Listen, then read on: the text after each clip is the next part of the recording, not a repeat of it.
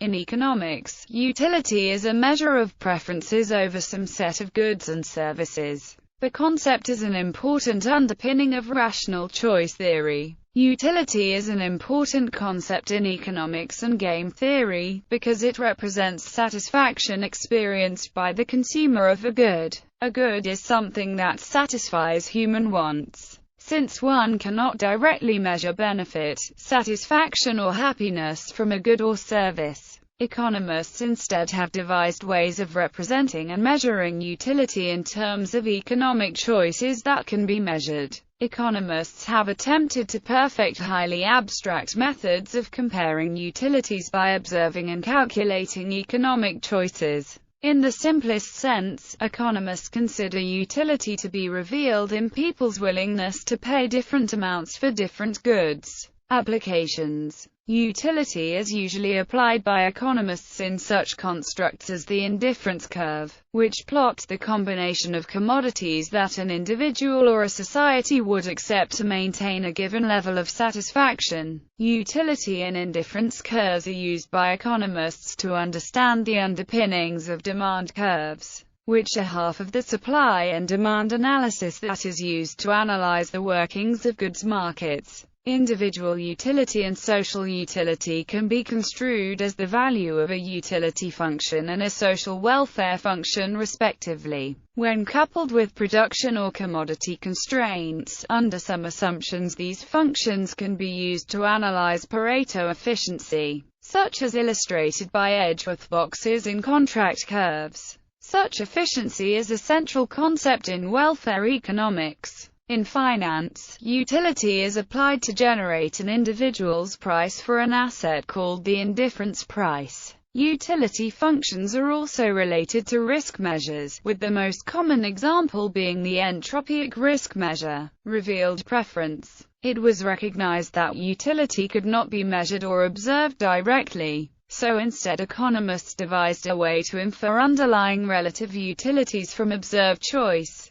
These revealed preferences, as they were named by Paul Samuelson, were revealed e.g. in people's willingness to pay. Utility is taken to be correlative to desire or want. It has been already argued that desires cannot be measured directly, but only indirectly, by the outward phenomena to which they give rise, and that in those cases with which economics is chiefly concerned the measure is found in the price which a person is willing to pay for the fulfillment or satisfaction of his desire. Utility functions. There has been some controversy over the question whether the utility of a commodity can be measured or not. At one time, it was assumed that the consumer was able to say exactly how much utility he got from the commodity. The economists who made this assumption belong to the cardinalist school of economics. Today, utility functions, expressing utility as a function of the amounts of the various goods consumed, are treated as either cardinal or ordinal, depending on whether they are or are not interpreted as providing more information than simply the rank ordering of preferences over bundles of goods,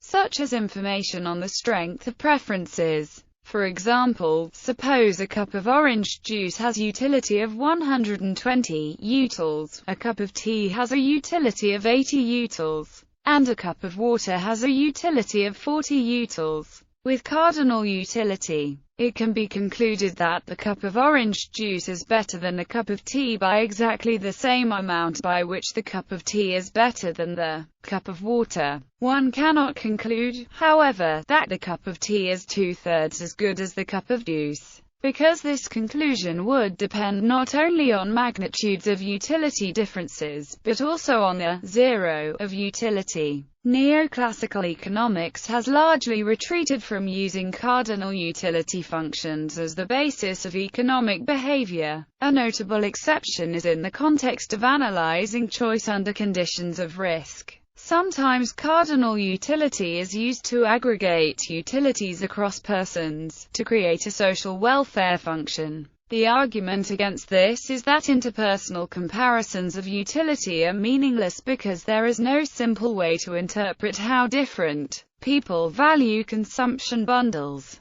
Ordinal utility. When ordinal utilities are used, differences in utils are treated as ethically or behaviorally meaningless. The utility index encodes a full behavioral ordering between members of a choice set, but tells nothing about the related strength of preferences. In the above example, it would only be possible to say that juice is preferred to tea to water, but no more. Ordinal utility functions are unique up to increasing monotone transformations. For example, if a function is taken as ordinal, it is equivalent to the function, because taking the third power is an increasing monotone transformation. This means that the ordinal preference induced by these functions is the same. In contrast, cardinal utilities are unique only up to increasing linear transformations, so if is taken as cardinal, it is not equivalent to preferences and utility functions. Although preferences are the conventional foundation of microeconomics, it is often convenient to represent preferences with a utility function and analyze human behavior indirectly with utility functions. Let X be the consumption set, the set of all mutually exclusive baskets the consumer could conceivably consume. The consumer's utility function ranks each package in the consumption set.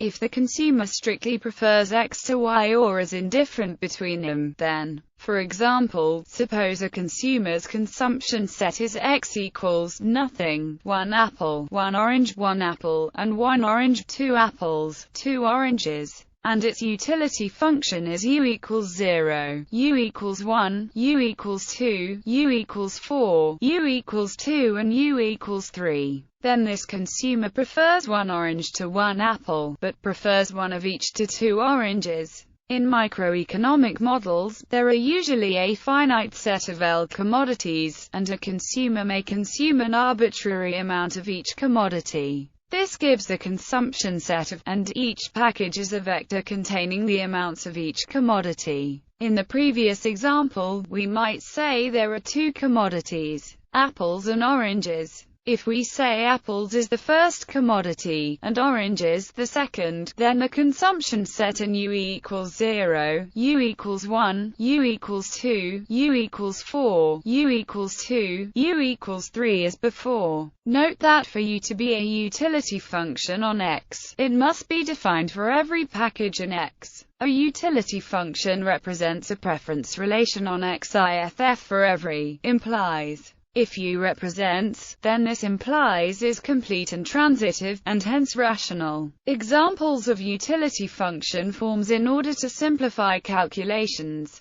Say utility, isoelastic utility, exponential utility, quasi-linear utility, homothetic preferences, Ozawa utility function, Stone-Geary utility function, Gorman polar form, Greenwood Herkowitz Huffman preferences, King-Plosser-Abello preferences, hyperbolic absolute risk aversion. Most utility functions used in modeling or theory are well behaved. They are usually monotonic and quasi-concave. However, it is possible for preferences not to be representable by a utility function. An example is lexicographic preferences which are not continuous and cannot be represented by a continuous utility function. Expected utility. The expected utility theory deals with the analysis of choices among risky projects with outcomes. The St. Petersburg paradox was first proposed by Nicholas Bernoulli in 1713 and solved by Daniel Bernoulli in 1738.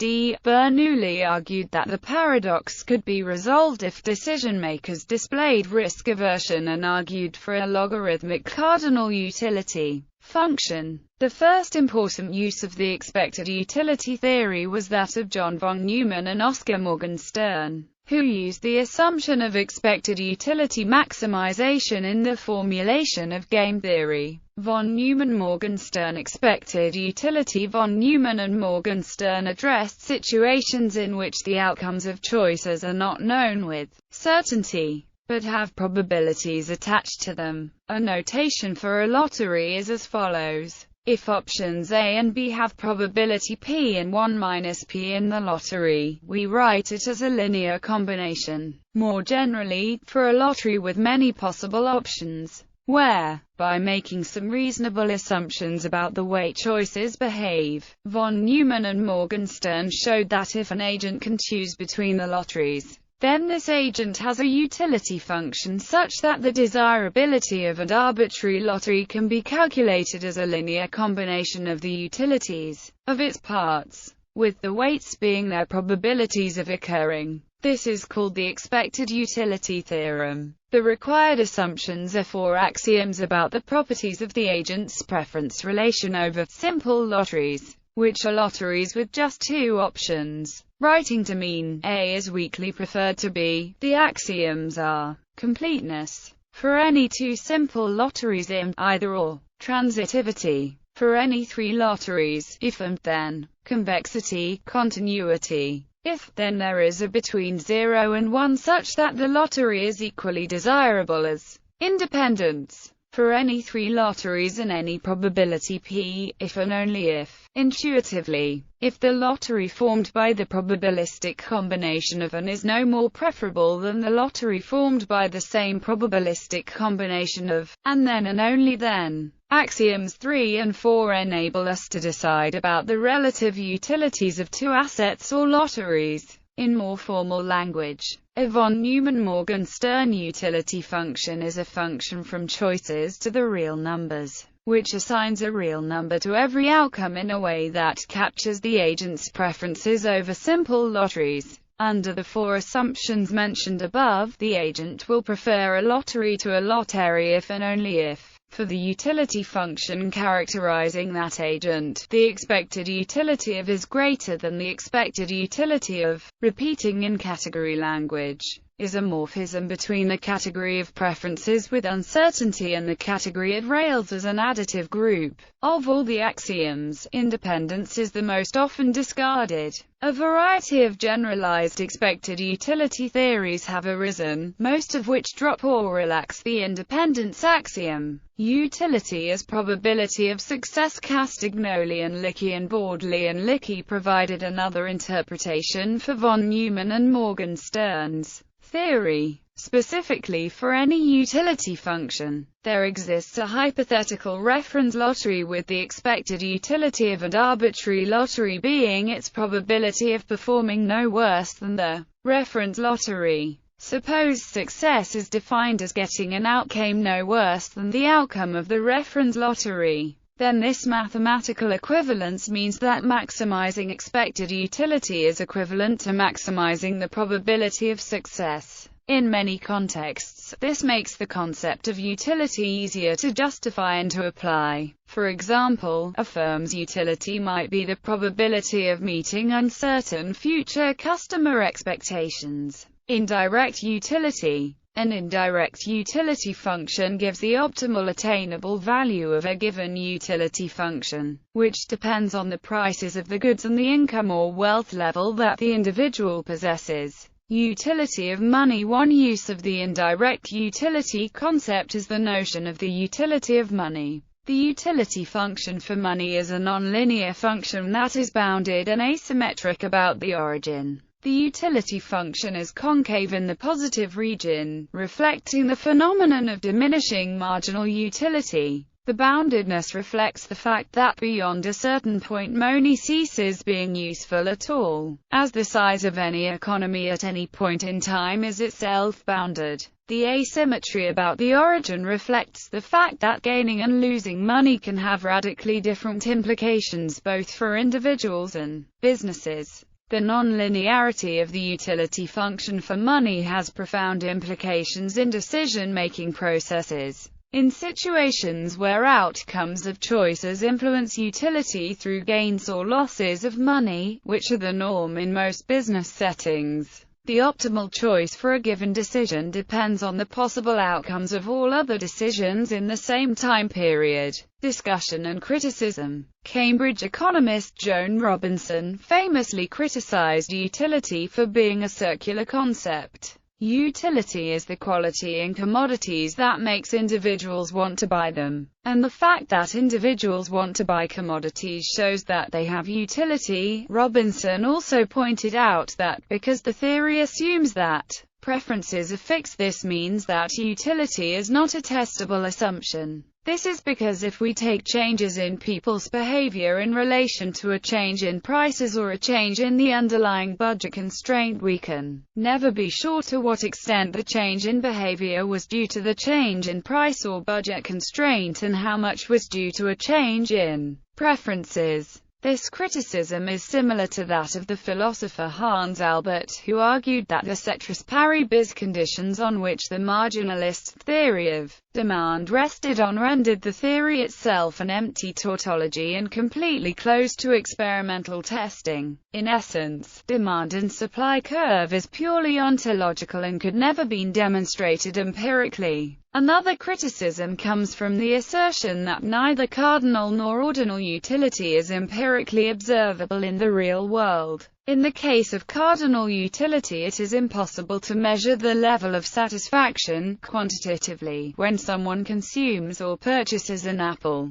In case of ordinal utility, it is impossible to determine what choices were made when someone purchases, for example, an orange. Any act would involve preference over a vast set of choices. Other questions of what arguments ought to enter into a utility function are difficult to answer, yet seem necessary to understanding utility. Whether people gain utility from coherence of wants, beliefs or a sense of duty is key to understanding their behavior in the utility organon. An evolutionary psychology perspective is that utility may be better viewed as due to preferences that maximized evolutionary fitness in the ancestral environment but not necessarily in the current one.